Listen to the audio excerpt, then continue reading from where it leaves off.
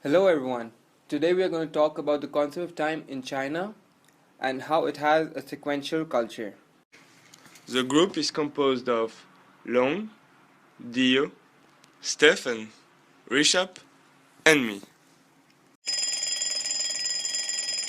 Chinese culture was created 5,000 years ago with an important focus on art and philosophy. In 5,000 years of history, there were several dynasties which formed different culture in different parts of the actual China, as you can see. Today, China is a country which contains more than 20% of the worldwide population, with around 1.35 billion people. With all these people, China is an example of cultural diversity inside the country itself. For example, the north and south part of China are very contrasted. The two examples I will use is our two classmates here, Stefan and Dir. All the 56 nations inside China are really different from each other. There are three types of time-oriented culture, which are the past, present, and the future. China, being a huge country with the highest population in the world, is not restricted to a particular type of time concept. China is a past-oriented but also a future-oriented culture. China, being a past-oriented culture, is concerned with traditional values and ways of doing things. They tend to be conservative in management and slow to change those things that are connected to the past. China, also being a future-oriented society, have a great deal of optimism about the future. They think they understand it and can shape it through their actions. They view management as a matter of planning, doing, and controlling, as opposed to going with the flow and letting things happen. The Chinese worldview is totally different from the Western worldview. The Chinese culture was heavily influenced by a man named Confucius, known as the Confucianist. Confucius taught that everyone should respect their role in life and duty towards the others. Most of all, Confucius taught consideration for the others. At the heart of his teaching goodness and benevolence, he also said that do not do this to the others the stuff you don't want the others to be done on yourself.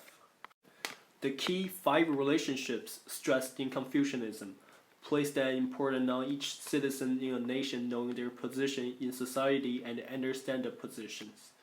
They are ruler to the subject, father to son, husband to wife, elder brother to younger brother, friend to friend. Four of all these five relationships are closely related to family and friends. Therefore, it is not surprise many people that saying Chinese is a culture based on relationships.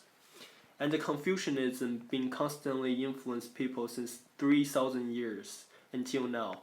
Even time changed most of the things happening in the country, norms and traditions, but Confucianism start from a belief base, later become a part of the Chinese culture. To respect to a relationship is the most important thing in a typical Chinese daily life. Knowing the difference, deal with the different people in the right way is the golden rule of the modern Chinese society. I will talk about the time concept of business in China. So there are two main points I want to talk about. The first one is understanding the culture, and the second one is the cost of doing business in China.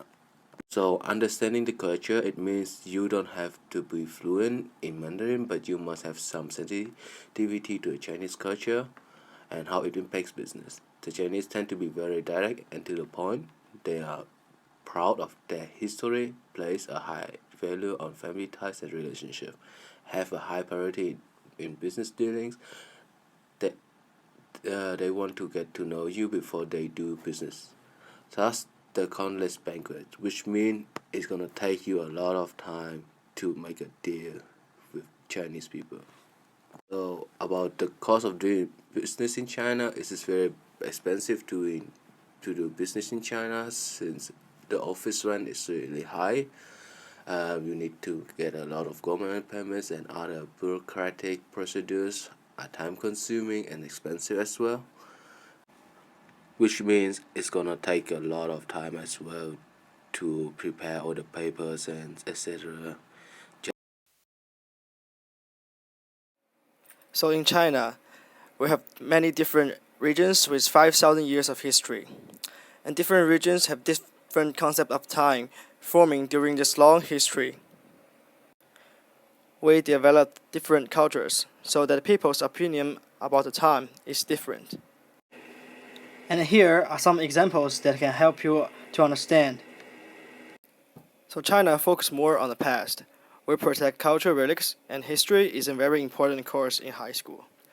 My uncle used to live in an ancient building in Hangzhou, and that building was identified as a cultural relic, so the government gave him a villa which was 10 million RMB and let him move out from that building. And now that building is one of the sightseeing places in Hangzhou. It is very famous, and many tourists go there just for taking pictures. The concept of time in north and south are different, but for business, it's always the same. My family lives in the south, and my brother comes from the north. My family will take time, even if we are being late. It is fine. But as for my father, a businessman, he needs to be on time in business every day. But in daily life, he's a pretty lazy guy. My brother and I are both photographers. Usually, we can be late at least for 30 minutes because the model is doing makeup, and that takes a long time. But he will arrive at least 20 minutes earlier. Two young people decided to meet up at 10 o'clock in the morning. At around 10, A called B, "Hey dude, where are you? I can't find you anywhere." B said, "Sorry dude, just wake up. Can you wait for me a little bit?" A said, "Okay." And by the time B arrived at the place, he can't find A. Then he called A, "Hey, where are you?" A said, "I'm sleeping right now."